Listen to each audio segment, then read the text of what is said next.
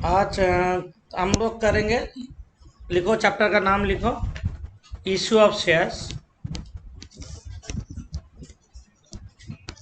Of shares.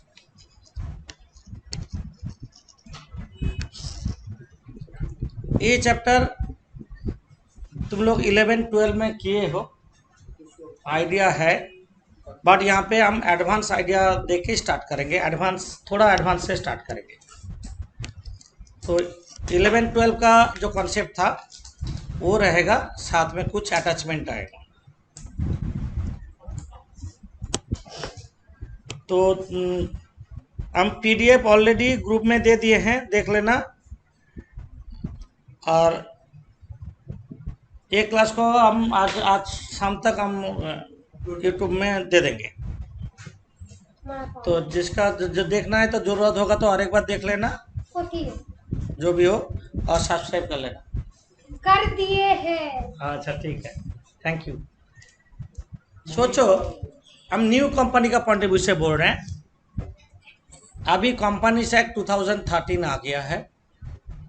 Companies act 2013 में issue of share में ज़्यादा कुछ डिफरेंस नहीं हुआ है। प्रेजेंटेशन ऑफ अकाउंट जो है वो हम बाद में जब करेंगे तब हम बोलेंगे जो वहाँ पे क्या डिफरेंस हुआ है। पहले का क्या था शेड्यूल 6 में, अभी शेड्यूल 3 में क्या हुआ। ये इश्यू ऑफ शेयर्स एक न्यू कंपनी का पॉइंट ऑफ व्यू से हम बता रहे हैं कैसे। इसको बोलते हैं आईपीओ। आईपीओ मतलब इनिशियल पब्लिक इशू। जो कंपनी पब्लिकली इशू करते हैं तो उसका कैसे होता है, टोटल मैटर हम थोड़ा बहुत बोल दें। तुम लोग का तो आइडिया है। जितना यहाँ पे जरूरत है हम उतना बताएंगे। बहुत ज़्यादा चीज़ बता के दिमाग कंफ्यूज नहीं कराएंगे। जितना जरूरत है ये चैप्टर में हम एक एक चीज़ बताएंगे, एक एक के बारे में बोलेंगे। मानो एक्स एंड वाई दोनों फ्रेंड, उन लोग डिसीजन लिया एक कंपनी बनाएगा। बोलने से नहीं होता है, इन लोग को अप्लाई करना होगा। इन लोग को एप्लीकेशन देना होगा कंपनी को फॉर्म करने के लिए। किसका पास? आरओसी का पास। आरओसी कौन है? Register of company. डिटेल्स देखे। Details means memorandum of association and articles of association देखे। मेमोरेंडम ऑफ एसोसिएशन में क्या रहता? क्लॉजेस, नेम क्लॉज, कंपनी का नाम क्या होगा। ऑब्जेक्ट क्लॉज, क्या काम होगा उनका, ऑब्जेक्ट क्या है। सिचुएशन क्लॉज, कहाँ ऑफिस होगा, हेड ऑफिस कहाँ पे होगा। लायबिलिटी क्या होगा, liability clause. And capital clause. Mainly इतना ही रहता। कितना कैपिटल होगा, ऑथराइज कैपिटल कितना होगा, इशूड कैपिटल कितना होगा, सब्सक्राइब कितना होगा, पेड अप कितना करना होगा। डिटेल देखिए। आरओसी मतलब कौन है? गवर्नमेंट। आरओसी को क्या बोल रहे हैं? गवर्नमेंट का पॉइंट ऑफ व्यू से। गवर्नमेंट में नहीं बोला, गवर्नमेंट। वेरीफाई करेंगे। आर्टिकल्स एसोसिएशन भी वेरीफाई करेंगे। क्या आर्टिकल्स एसोसिएशन? कौन डायरेक्टर होगा, कौन मैनेजिंग डायरेक्टर होगा, उन लोग का रेमुनरेशन क्या होगा, कौन डायरेक्टर बनेगा, ये सब डिटेल्स आर्टिकल्स ऑफ एसोसिएशन में। Internal management affairs of the company. Internal management कैसे कंपनी चलेगा, डिटेल्स देखिए। अप्लाई करने के बाद आरओसी मतलब गवर्नमेंट देखेगा, जो ये पब्लिक इंटरेस्ट हैम्पर नहीं करेगा तब इन लोग को कंपनी नाम हो गया, मानो क्यू लिमिटेड। इन लोग को सर्टिफिकेट देगा जो हाँ तुम लोग बिजनेस चालू कर सकते कंपनी। तब क्यू लिमिटेड क्या हो जाएगा? In the I of law an artificial person. और एक्स वाई क्या हो जाएगा? कोई डायरेक्टर, कोई managing director, employee of the company. इसको बोलते हैं प्रोमोटर्स। Promoters do. तो क्यू लिमिटेड अभी in the I of law एक आर्टिफिशियल पर्सन, कंपनी फॉर्म हो गया। अगेन इन लोग अप्लाई करेगा, हम लोग बिजनेस स्टार्ट करना चाहते हैं सर्टिफिकेट ऑफ कमेंसमेंट के लिए। तो आरओसी सर्टिफिकेट कमेंसमेंट देगा कि तुम ये डेट से बिजनेस शुरू कर सकते हो, तो वो डेट से बिजनेस चालू होगा। चालू होने के बाद बिजनेस, कोई भी बिजनेस चालू करने के लिए पैसा का जरूरत होता है। पैसा कहाँ से आएगा? पैसा जरूरत है तो कंपनी शेयर इशू करके पैसा कलेक्ट कर सकते हैं। इक्विटी शेयर्स पहले बोल दे, equity share holder is the owner of the company, company का मालिक होगा, एक्स वाई मालिक नहीं है। Equity share holder is the owner of the company. Share means अंश। शेयर मतलब क्या है? जैसे पार्टनरशिप में तुम्हारा शेयर है 1/6 बोलते हैं ना, तो कंपनी का शेयर मानो 1 लाख शेयर्स अभी है टोटल, तुम 20,000 शेयर होल्ड किया है, तुम 1/5 ओनर हो। जिसके बाद 10,000 शेयर है, टोटल शेयर 1 लाख है, तो 1/10 ओनर हो। मतलब equity share holder is the owner of the company. जिसके पास 51% शेयर रहता है वो कंपनी को कंट्रोल करते हैं, मैनेजमेंट उसके हाथ में है। प्रॉफिट का टोटल परसेंट, जितना परसेंट वो होल्ड किया उतना मिलेगा। जैसे रिलायंस का मालिक अंबानी नहीं है, शेयर होल्डर ही है। अंबानी क्यों बनते हैं ना? उसके पास मोर देन 51% शेयर है, बाकी 49% शेयर आउटसाइडर्स है। तो रिलायंस का जितना प्रॉफिट होगा उसका 51% शेयर अंबानी को मिलते रहेंगे। तो जो जिसका पास 51% से ज्यादा शेयर है उसको मालिक माना जाता है। एक्चुअली उसका पास 51% इक्विटी शेयर है। Equity share holder is the owner of the company, company का मालिक है। छोटे छोटे पार्ट में डिवाइड करते हैं क्योंकि बहुत सारा आदमी, पब्लिक कंपनी में इन्वॉल्व हो, सब्सक्राइब करे। एक आदमी 100 रुपया देना जितना इजी है, 10 आदमी 10 रुपया करके देना और भी इजी है ना? तो इसलिए छोटा छोटा पार्ट में डिवाइड कर देते हैं। तुम्हारा कैपेसिटी ज़्यादा है, तुम ज़्यादा शेयर में इन्वेस्ट करो। जिसका कैपेसिटी कम है वो कम शेयर इन्वेस्ट करेगा, बट कर सकते हैं। अभी चैप्टर का नाम इशू ऑफ शेयर्स, कैसे इशू होगा उसके बारे में बोल रहे हैं। मानो कंपनी को अभी परमिशन लेना होगा, कितना इशू करना है। परमिशन मिला, इशू कर सकते हैं। एग्जाम्पल दे रहे हैं हम, issued 1 lakh shares at the rate of ₹10 each करके, इशूड कैपिटल इसको बोलेंगे। सोचो कंपनी का परमिशन है 5 लाख शेयर तक इशू कर सकती हो, कैपिटल क्लॉज में दे दिया, बट पूरा शेयर इशू करता नहीं है क्योंकि फ्यूचर में जरूरत होगा तब ऑप्शन नहीं मिलेगा। वो बहुत सारा क्लॉजेस है, कैपिटल क्लॉज को चेंज करना पड़ेगा, वो अलग बात है। तो इसलिए कंपनी पूरा शेयर को इशू नहीं करते हैं। मैक्सिमम परमिसेबल कैपिटल जो होता है उसको बोलते हैं ऑथोराइज्ड कैपिटल। मैक्सिमम परमिसेबल, इससे ज़्यादा इशू नहीं कर सकता। ऑथोराइज्ड कैपिटल का कुछ पार्ट अभी इशू कर रहे हैं, मानो 10 ईच करके दाम है। तो पूरा 10 रुपया कंपनी एक साथ नहीं लेता है इनिशियली। क्यों? इसका ये जो 10 रुपया है ये पार्ट में लेते हैं, डिफरेंट इंस्टॉलमेंट में लेते हैं, जो तुम लोग जानते हो ऑलरेडी। इंस्टॉलमेंट का नाम जनरली मानो एप्लीकेशन 2 रुपया, हम इमेजिनरी फिगर बोल रहे हैं। अलॉटमेंट 3 रुपया, फर्स्ट कॉल 2 रुपया और फाइनल कॉल मानो 3 रुपया, टोटल 10 रुपया हो रहा है। 10 का शेयर जब 10 में इशू होंगे तो बोलते हैं एट पार बोलते हैं। 10 का एक नॉमिनल वैल्यू, फेस वैल्यू बोलते हैं। 10 का शेयर जब 12 में इशू होगा एट प्रीमियम बोलते हैं, और 10 का शेयर जब 9 में इशू होगा एट डिस्काउंट बोलते हैं। But nowadays a company cannot issue any bonus, nowadays a company cannot issue any shares at discount, कर नहीं सकता। बट प्रॉब्लम पर्पस में हम सिखाएंगे कैसे होता है। तो अभी ये 4 इंस्टॉलमेंट में लेता है। क्यों? कंपनी ये क्या है, 4 इंस्टॉलमेंट क्यों लेगा? एप्लीकेशन का पैसा लेगा, जमीन खरीदा, अगेन एलोमेंट का पैसा लेगा, चारों तरफ वॉल देगा, कॉल का पैसा लेगा, मशीन वर्किंग कैपिटल खरीदेगा, ऐसे। तो इसमें क्या फायदा हो रहा है कंपनी को? कंपनी को जब जरूरत है तब मिल जा रहा है। अब पब्लिक का पैसा भी ब्लॉक नहीं हो रहा है। तुम पैसा जब कंपनी में इन्वेस्ट किए हो, तुम तो रिटर्न मांगोगे, बोला हमको रिटर्न चाहिए, हमको डिविडेंड दो। तो कंपनी तो अभी इनिशियली शुरू कर रहे हैं, डिविडेंड देने का सिचुएशन में नहीं रहेंगे। बिजनेस चलेगा, मार्केट में गुड्स बिकेगा, प्रॉफिट होगा, उसके बाद डिविडेंड का सवाल आता है। तो इनिशियली कंपनी डिविडेंड नहीं दे पाता है, तो तब कंपनी क्या करेंगे, पार्ट लेता है। तो तुम्हारा ज़्यादा पैसा ब्लॉक नहीं होता है, जितना ज़रूरत है उतना लिया। सोचो एक कंपनी बनाने में, फैक्ट्री बनाने में टाइम 2 साल लग गया, तो 2 साल तक तो तुमका तो बिजनेस चला नहीं, तो तुम्हारा पैसा ब्लॉक भी हुआ नहीं, तो तुम भी ज़्यादा डिमांड नहीं कर पाओगे, जब हम पैसा ब्लॉक हो गया या पैसा लेकर रख लिया, दिए नहीं डिविडेंड, ऐसा बात नहीं है। डिविडेंड कंपनी चालू होने के बाद, प्रॉफिट होने के बाद ही डिविडेंड दिया जाता है।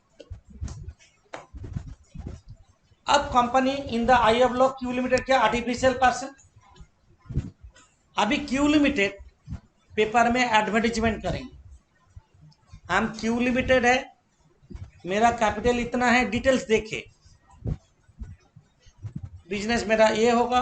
आप जिन लोग शेयर खरीदना चाहते हो मेरा कंपनी में, उन लोग पैसा भेजो, एप्लीकेशन का पैसा भेजो, उसको बोलते हैं प्रोस्पेक्टस। पब्लिक इशू नोटिस जो होता है उसको क्या बोलते हैं, प्रोस्पेक्टस। तो प्रोस्पेक्टस इशू होगा। हम लोग सारा डिफरेंट सिटी में रहते हैं, कोई कोलकाता, मुंबई, दिल्ली, चेन्नई, पुणे, बेंगलोर, सब पेपर देखे। जिसके पास पैसा है घर में रखा हुआ है, जो इन्वेस्टमेंट में तैयार है, वो कंपनी में इन्वेस्ट कर सकते हो, ठीक है।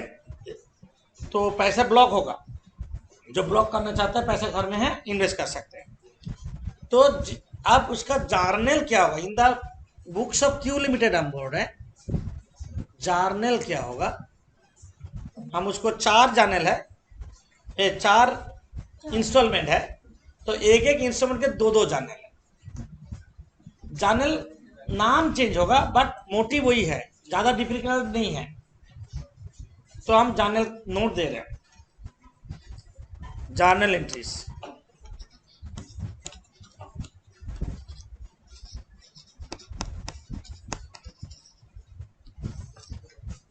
लिखना चालू करो। नंबर 1, पेपर में एडवर्टाइजमेंट आने का बाद कौन कौन शेयर लेगा कंपनी को पता नहीं चलता। जिसका जितना कैपेसिटी है, किसी का 1000 लेने का कैपेसिटी है, किसी का 2000 लेने का कैपेसिटी है, अपने हिसाब से एप्लीकेशन का पैसा कंपनी का घर भेज दिया। नंबर 1, व्हेन एप्लीकेशन मनी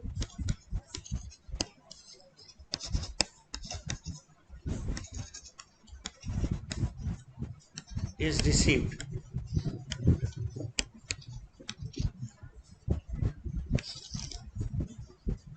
पैसा आएगा, सब बैंक थ्रू एंट्री होता है। Bank account debit to equity share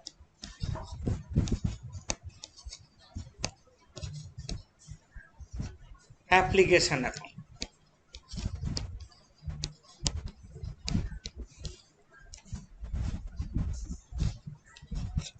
application account, bank account debit to equity share application account. Application मिलने का बाद कंपनी उसको कैपिटल में ट्रांसफर करेगा, क्यों करेगा हम बाद में बता रहे हैं। लिखो, व्हेन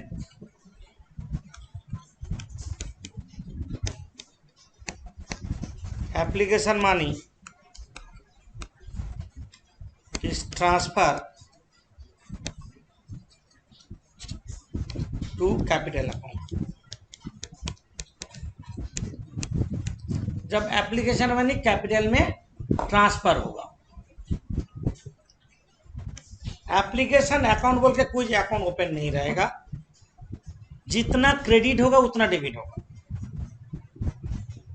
जानल लिखो, equity share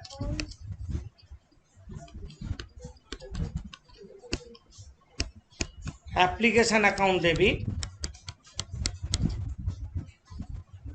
to equity share capital account.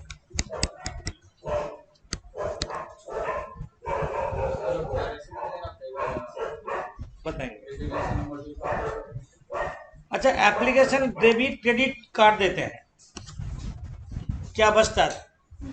Bank to capital.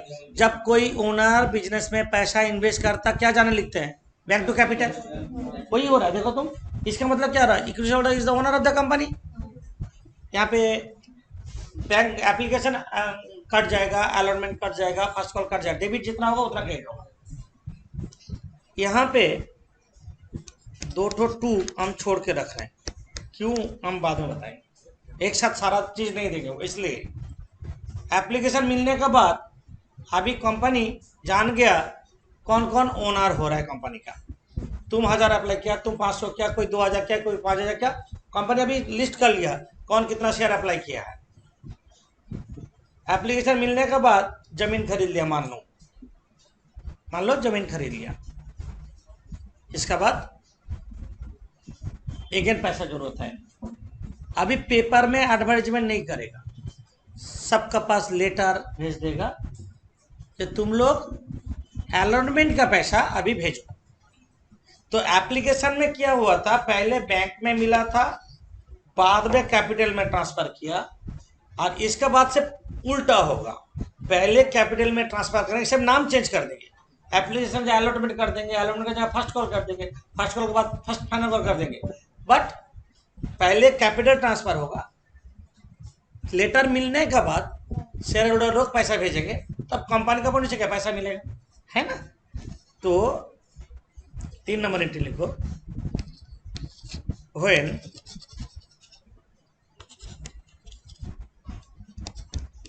allotment money is due, मतलब लेटर भेजा, पैसा दो। तो जाने लोगा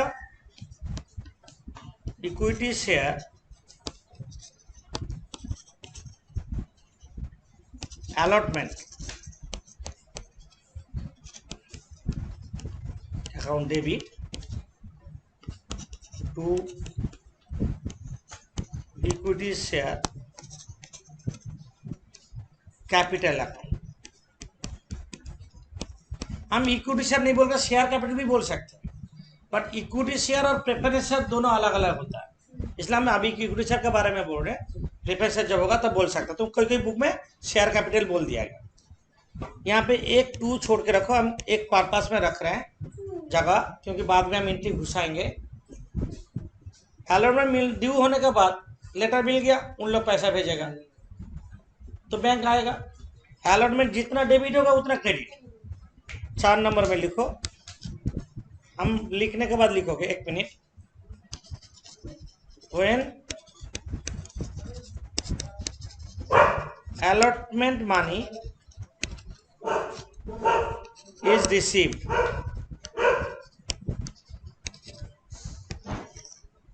जब अलॉट मनी मिला,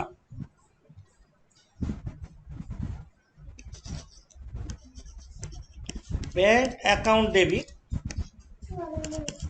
एक लाइन छोड़ दो बीच में, to equity share allotment account. एक लाइन बीच में छोड़े, हम जो एंट्री बाद में घुसाएंगे अंदर, हम बाद में बताएंगे। अलॉट मनी इज रिसीव्ड, सब कॉल में यही 2 एंट्री होगा, अलॉटमेंट ड्यू, अलॉटमेंट रिसीव। इसके बाद क्या होगा, first call due, first call receive, final call due, final call receive. Entry वही होगा, बट नाम चेंज करते रहेंगे। तुम लोग खुद लिख सकते हो। अभी अलॉटमेंट ड्यू का जगह हम क्या लिखेंगे, first call money is due करो, 5 नंबर में, और जब बैंक का जानने लिखोगे एक लाइन छोड़ दोगे। When first call money is received,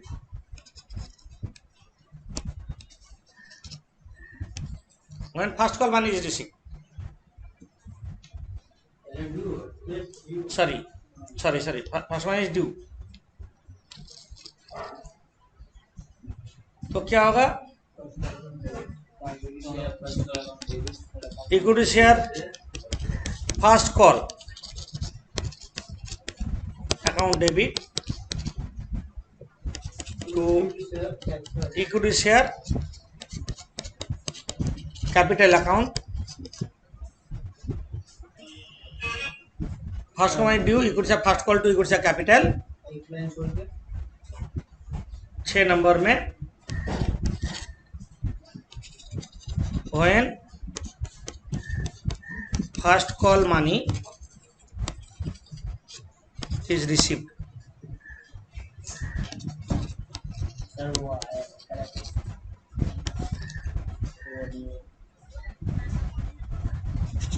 bank account debit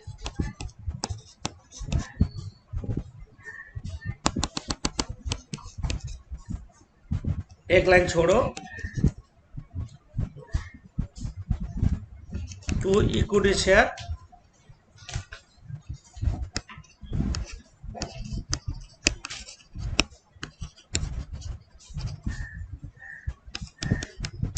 first call account.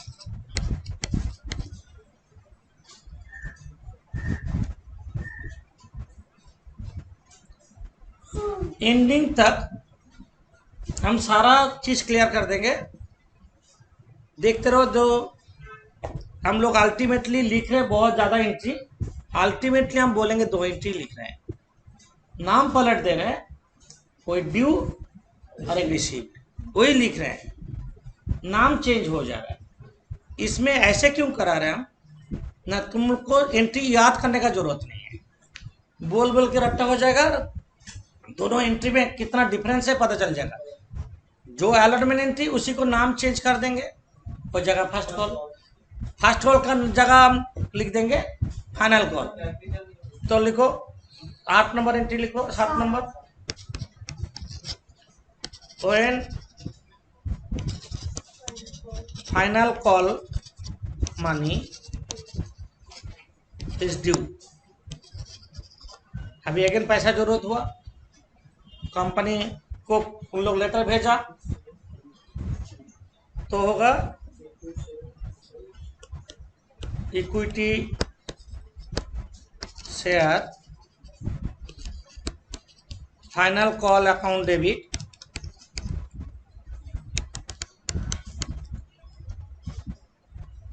To equity share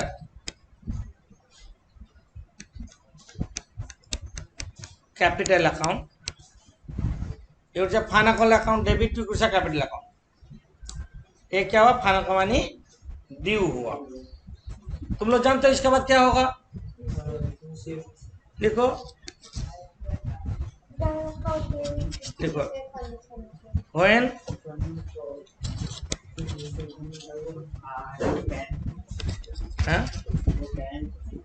final call money is received. हम लोग सारा चीज कंपनी के पॉइंट ऑफ व्यू से लिखते हैं।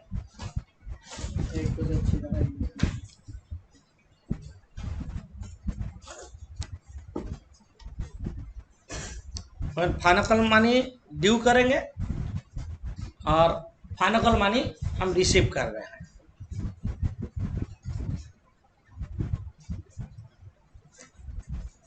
फाइनल कॉल ड्यू और final call money received.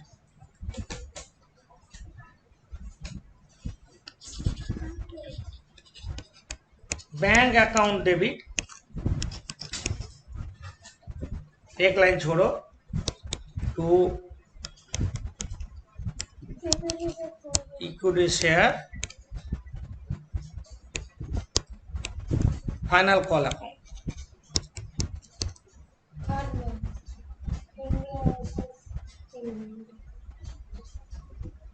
Equity share bank account debit to equity share financial account, equity share financial to capital, bank account debit to equity share financial. Total entry हम लोग लिखे 8 ठो, but हम बोलेंगे 2 ही entry है ना। Application time में क्या बोले, पहले बैंक बाद में कैपिटल, और बाकी सब में पहले कैपिटल उसके बाद बैंक।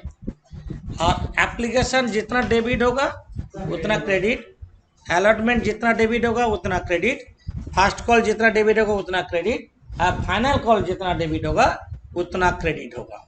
मतलब ये लेजर ओपन नहीं रहेगा, ये कैंसिल हो जाएगा, क्लोज हो जाएगा। ये 8 एंट्री हम मार्च कर दे तो अल्टीमेटली होगा bank to capital, bank account debit to equity share capital account. 8 entry को मार्च कर दे, एप्लीकेशन डेबिट क्रेडिट काट दिए, अलॉटमेंट डेबिट क्रेडिट काट दिए, फर्स्ट कॉल डेबिट क्रेडिट काट दो और फाइनल कॉल डेबिट क्रेडिट काट दो, तो क्या बचेगा, बैंक सारा जोड़ देंगे एसेट साइड और सारा कैपिटल जोड़ देंगे लायबिलिटी साइड, बैलेंस हो गया। कोई भी बिजनेसमैन बिजनेस में पैसा इन्वेस्ट करता है, हम लोग क्या लिखते हैं, बैंक टू कैपिटल लिखते हैं, अल्टीमेटली वही हो रहा है, बैंक टू कैपिटल हो रहा है। 8 एंट्री लिखे, बट लिखे 2 एंट्री, हम बार बार बोल रहे हैं।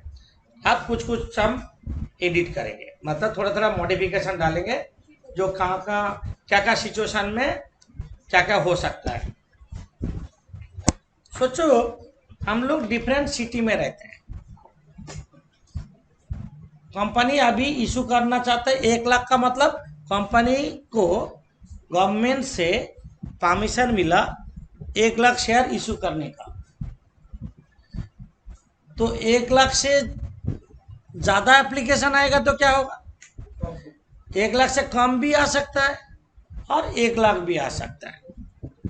मानो एप्लीकेशन आया, यहाँ पे हम थोड़ा बोल रहे हैं, एप्लीकेशन रिसीव्ड 1,40,000 शेयर्स,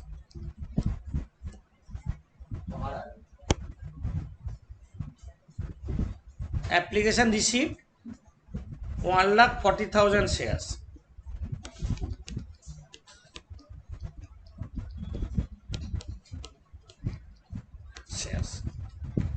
तो परमिशन तो नहीं है, एक्सेस एप्लीकेशन मानी जो होगा कंपनी को वापस देना है जिन लोग से लिया है।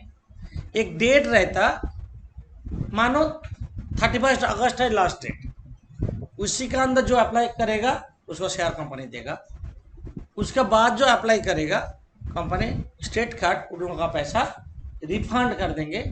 जब पैसा आया था तब एंट्री लिखे थे हम, bank account debit to share application account, तो रिफंड करेंगे तो रिवर्स कर दो, equity share application account debit to bank. यहाँ पे जो 2 ठो 2 छोड़ के रखे थे, एक 2 में लिखो टू बैंक अकाउंट, ब्रैकेट में लिख देते हैं इफ रिफंडेड, वापस दे या तो, रिफंड देगा तो टू बैंक होगा,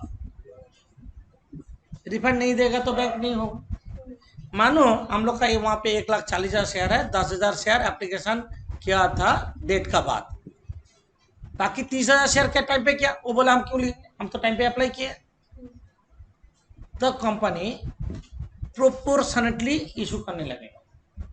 प्रोपोर्शनेटली का मतलब है यहाँ से 10,000 शेयर रिफंड हो गया, अभी बचा कितना कंपनी के पास, 1,30,000, परमिशन कितना है, मतलब सबको तो खुश नहीं कर पाएगा, तो कंपनी तब क्या करेगा, इसको छोटा कर देगा। 10:13 हो रहा है कि नहीं बोलो, जो 13 ठो अप्लाई किया उसको 10 शेयर देगा कंपनी, बोलो सबको खुश करेगा, क्योंकि तुम तो वापस नहीं लेना चाहते, तुम बोलोगे हम तो टाइम पे अप्लाई किए हैं, हम क्यों वापस लेंगे, तो कंपनी तो दे भी नहीं पाएगा पूरा शेयर, तो क्या करेगा, तुम्हारा कुछ नंबर कम कर देगा। तुम 13 ठो अप्लाई किया, तुमको 10 ठो शेयर देगा, ऐसे करके जो 1,30,000 अप्लाई किया उसको 1 लाख मिलेगा। कंपनी प्रॉब्लम सॉल्व, सबको शेयर मिला, बट जितना मांगा था उतना नहीं मिला। तो ऐसे सिचुएशन में ये जो 30,000 शेयर का पैसा एक्स्ट्रा है, वो पैसा अलॉटमेंट में ट्रांसफर होगा बाद में एडजस्ट करेंगे बोल के, इसी को बोलते हैं प्रोराटा अलॉटमेंट। पराठा नहीं, प्रोराटा। तो यहाँ पे ऐसे सिचुएशन होगा, पूरा शेयर रिफंड नहीं हो रहा है, तो तुमको प्रोराटा, मतलब pro rata means proportionate share issue हुआ है, शेयर इशूड प्रोपोर्शनेटली, रेशियो में इशू हुआ है। तो यहाँ पे जो और एक टू छोड़ के रखे हैं कि एक्सेस एप्लीकेशन मनी, जिन लोग का रिफंड नहीं हो रहा है, अलॉटमेंट में ट्रांसफर हो जाएगा, तब बोलते हैं to equity share allotment account. If adjusted लिख देते हैं विथ अलॉटमेंट, तब अलॉटमेंट में जाएगा। जो सम में ए रहेगा, जो सम में ए रहेगा अलॉटमेंट का एडजस्ट होगा, उसी को हम लोग बोलेंगे pro rata, pro rata allotment.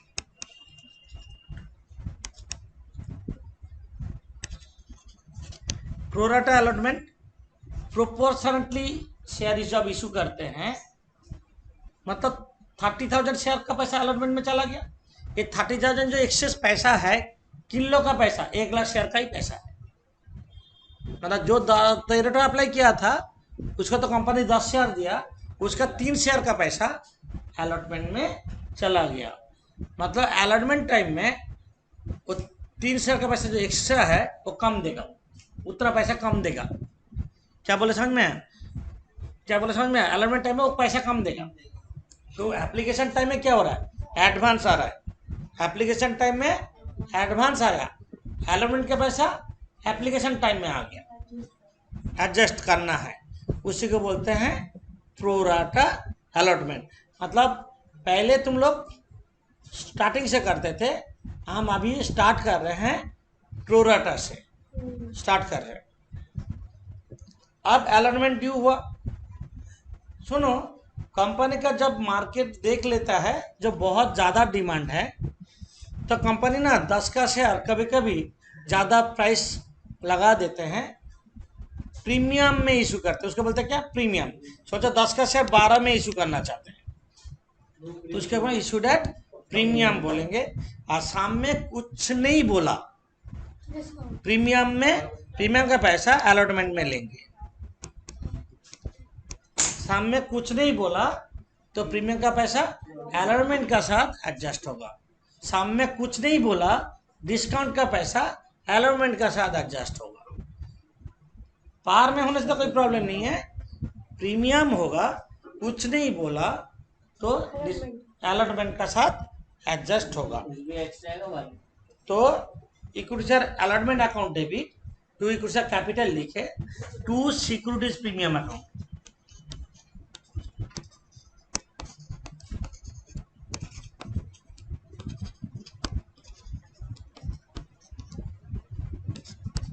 If any लिख दो, मैंने प्रीमियम में इशू होने से ए होगा, अब प्रीमियम में इशू नहीं होने से ए एंट्री नहीं होगा, समझे। प्रीमियम में इशू होने से एंट्री होगा, प्रीमियम में इशू नहीं होने से एंट्री नहीं होगा। अब अलॉटमेंट ड्यू हो गया, सबके पास लेटर भेज दिया, अभी सब कोई पैसा भेजेंगे। मानो मिस्टर एक्स पहले एप्लीकेशन में पैसा दिया था, सोचा था जो कंपनी प्रॉफिट मोटिव होगा, उसका बाद पैसा था, बाद में सोचा कंपनी लॉस में हो सकता है, दिमाग काम कर रहा है। इतना लाखों इन्वेस्टर में से कोई 1-2 जन का ऐसे मोटिव हो ही सकता है, या पहले पैसा था बोल के अप्लाई कर दिया, बाद में पैसा नहीं है। तो अलॉटमेंट का जो लेटर आया उसका पास पैसा नहीं था, वो बोले एप्लीकेशन का पैसा गया तो छोड़ दो, अभी अलॉटमेंट से देना बंद कर देता है। तो अलॉटमेंट में जितना पैसा मिलेगा हम सोचे थे उतना तो नहीं मिलेगा, जो पैसा नहीं दिया उसका पैसा तो नहीं मिलेगा। ऐसे सिचुएशन में अलॉटमेंट जितना डेबिट हुआ है उतना तो हम क्रेडिट करेंगे, बट जिसका पैसा नहीं आया उसका पैसा को हम डेबिट कर देंगे। उसका नाम है कॉल्स इन एरियर, लिखो calls in arrear, ARR arrear account debit होगा। मतलब अलॉटमेंट में इतना अमाउंट आना चाहिए, इसमें से इसका पैसा नहीं आएगा तो बाकी पैसा अलॉटमेंट में आएगा। क्या बोले समझ में? Calls in arrear account debit, bracket में लिख दो इफ एनी। इफ एनी का मतलब नहीं देने से तब होगा और दे देने से एंट्री नहीं होगा। ऐसा कोई सामने बोला mister X holding 100 shares fail to pay allotment money, मतलब तब कॉल्स इन एरियर होगा। और बोला all money received mister X holding 100 shares fail to pay call money, मतलब अलॉटमेंट तो वो दिया है, कॉल से कॉल्स इन एरियर होगा। ये डिपेंड करेगा आपका लैंग्वेज और स्टेटमेंट जो दिया है उसका ऊपर। अभी फास्ट कॉल मनी ड्यू हुआ, हो गया। अब फास्ट कॉल मनी जब रिसीव होगा, जो अलॉटमेंट में दिया नहीं, जेनरली बोला, जनरल केस, एक्सेप्शनल केस हम नहीं बोल रहे, जनरल केस में वो फास्ट कॉल मनी भी नहीं देगा, वो फाइनल कॉल मनी भी नहीं देगा। एक्सेप्शन केस हो सकता है वो बाद में दे दिया, कॉल्स इन एडवांस हुआ, वो सब चीज़ हम बाद में सिखाएंगे। अभी जितना तक हम नोट दे रहे हैं सिर्फ उतना तक। जो अलॉटमेंट नहीं दिया मतलब वो कॉल मनी भी नहीं देगा, तो कॉल में भी सेम चीज कॉल्स इन एरियर डालेंगे, account debit, calls in arrear account debit. जो अलॉटमेंट नहीं दिया, फर्स्ट कॉल नहीं दिया, वो जेनरली फाइनल कॉल भी नहीं देगा, और दे देता है तो क्या होगा हम बाद में बताएंगे। तो फाइनल कॉल मनी रिसीव तब होगा, वहां पे भी वही एक ही चीज, कॉल्स इन एरियर।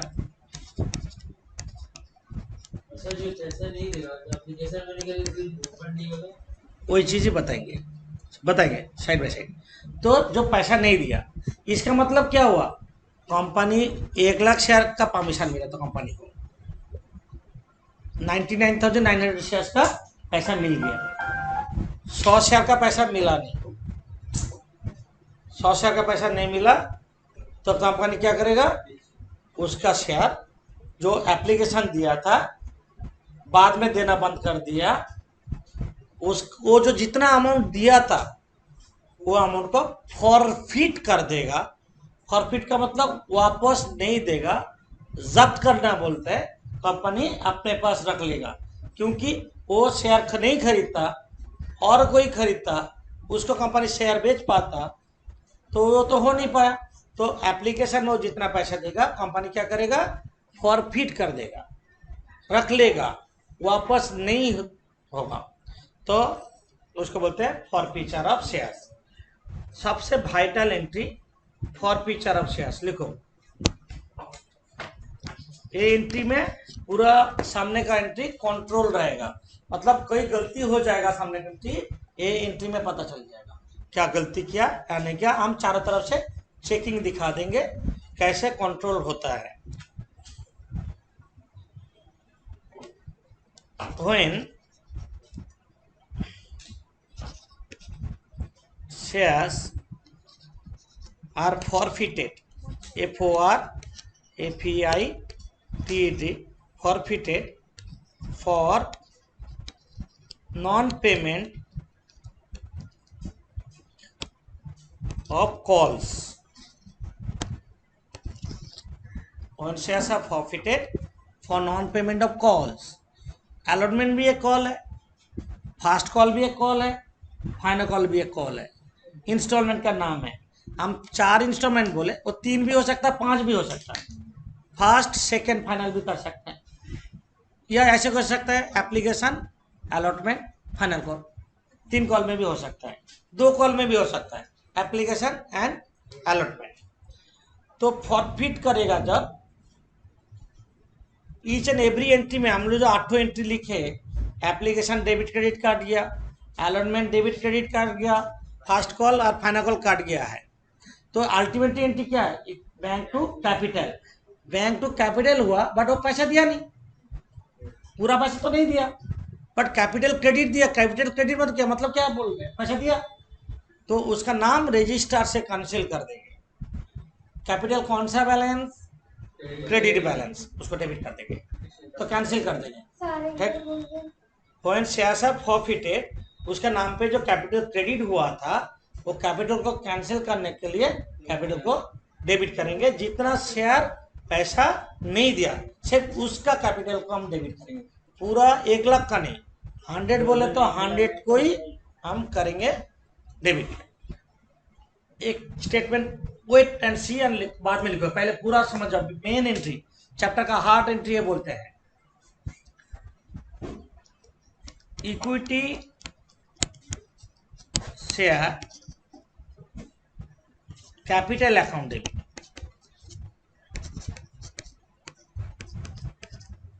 ब्रैकेट में called up value, called up value, called up value. Called up value का मतलब क्या है हम बता रहे हैं।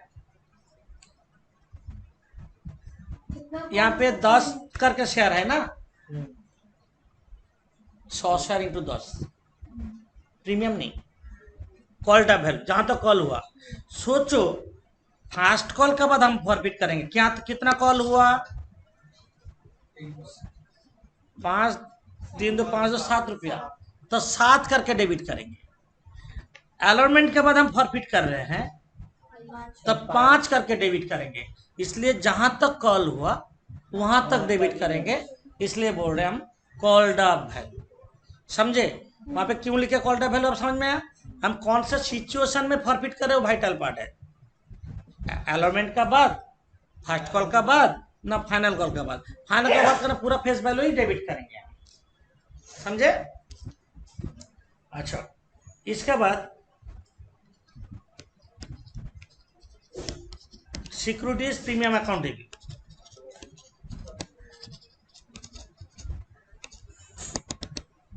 सिक्योरिटी प्रीमियम अकाउंट डेबिट, ये प्रीमियम कब डेबिट होगा? When both securities premium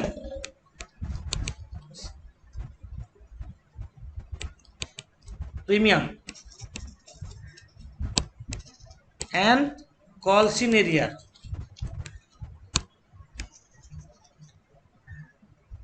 exist in allotment। दोनों चीज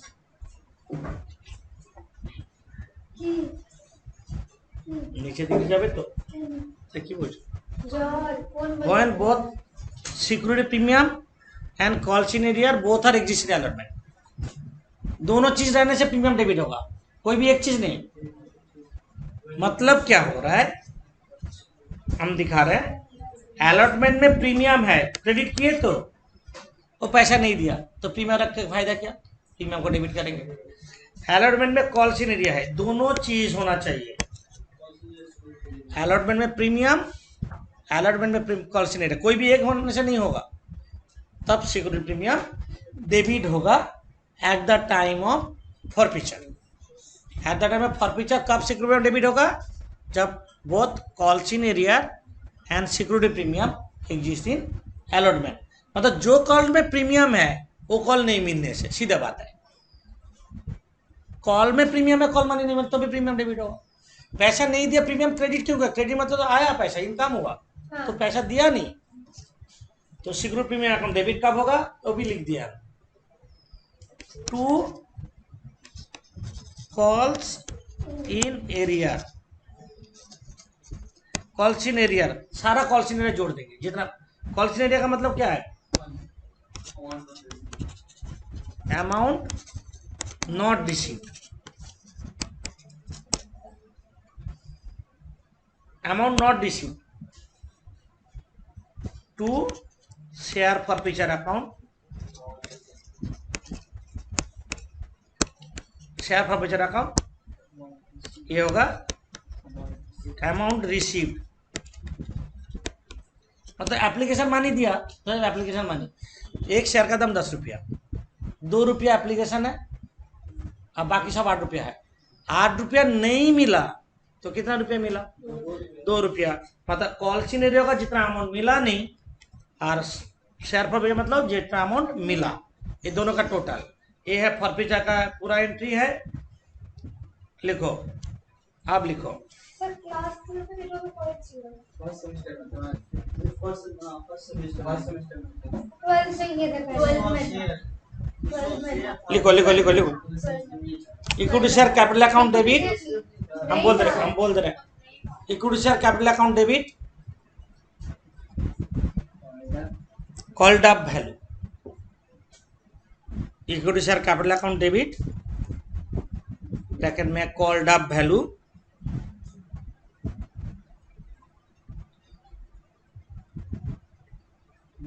securities premium account debit,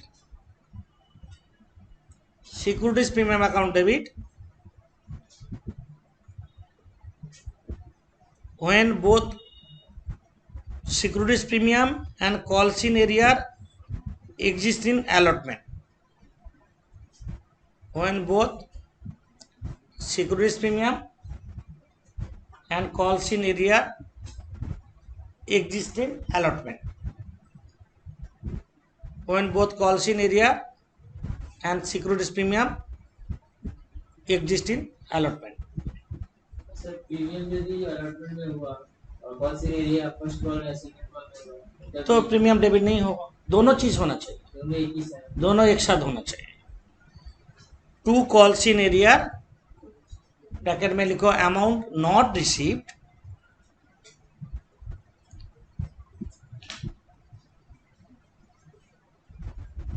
to share forfeiture account bracket में amount received, to calls in arrear amount not received to share forfeiture account मतलब amount received. समझे? अब share forfeit हो गया, मानो 100 रुपये 100 शेयर बोल रहे तो 100 रुपये ही फॉरफिट हुआ, 100 शेयर ही फॉरफिट हुआ है, तो 99,900 शेयर का पैसा मिल गया। अब ये शेयर कंपनी अगेन और किसी को एक बार में पूरा पैसा में इशू कर देगा, उसको बोलते हैं री इशू ऑफ शेयर्स। लिखो 10 नंबर एंट्री लिखो,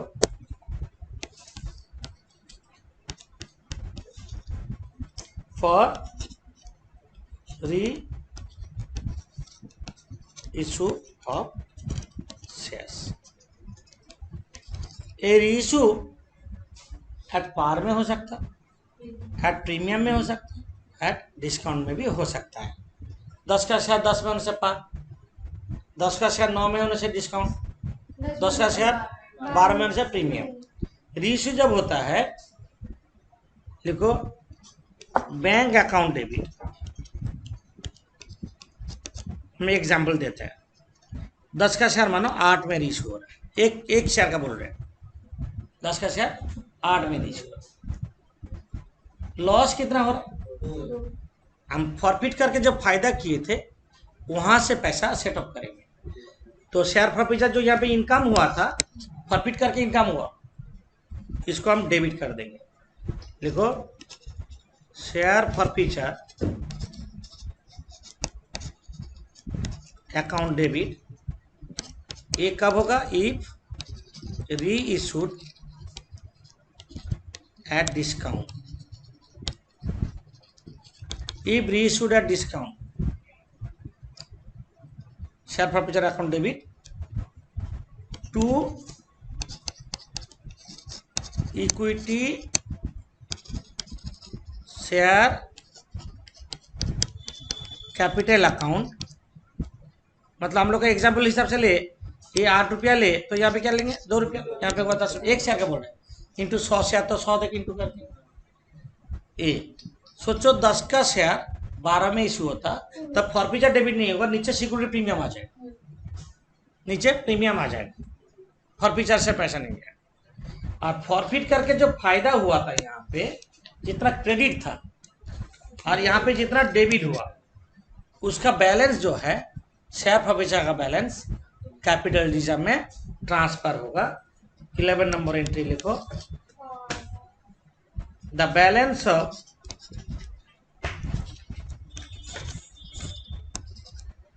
of share forfeiture account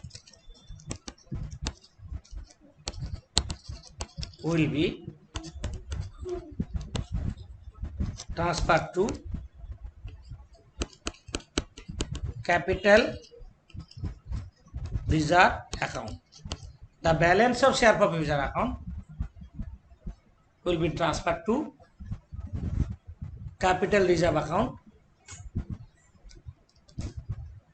तो होगा share forfeiture account debit to capital reserve account. Share forfeiture account debit to capital reserve account. जो शेयर इशू नहीं होगा उसका पैसा कैपिटल रिजर्व में नहीं जाएगा. सोचो 100 शेयर फॉरफिट किए, 50 शेयर इशू किए, 50 शेयर का पैसा ही कैपिटल रिजर्व में जाएगा. जो शेयर जब तक इशू नहीं होगा तब तक उसका पैसा कैपिटल रिजर्व में ट्रांसफर नहीं होगा. ये हम जो अभी करा रहे हैं issue of shares for cash. Issue of shares other than cash भी होता है. अदर देन कैश आप अभी नहीं बोल रहे. ये सब करते हुए कुछ खर्चा होता है, उसको बोलते हैं expenses on issue of shares. कभी कभी एक शेयर होल्डर पूरा पैसा दे देता है, एक्स्ट्रा पैसा, उसको बोलते हैं calls in advance. Calls in advance कोई पैसा पहले नहीं दिया था, अलॉटमेंट में नहीं दिया, फर्स्ट कॉल में नहीं दिया, फाइनल कॉल में सारा पैसा दे दिया. ये सब का पर इंटरेस्ट चार्ज होता है. Interest on calls in arrear, interest on calls in advance, expense on issue of shares other than cash, issue of shares to vendors. ये सब चीज़ हम लोग नेक्स्ट क्लास में नोट में इंक्लूड करेंगे. आज यहाँ तक हम लोग करते इशू ऑफ शेयर्स 1 बोल रहे हैं इसको. तुम लोग इशू ऑफ शेयर्स 2 क्लास हम नेक्स्ट क्लास में अपलोड करेंगे. तो जिसको नेक्स्ट क्लास देखना है तो सब्सक्राइब कर लो. ठीक है, थैंक यू. वेट ऑफ कर रहे हैं हम रिकॉर्डिंग.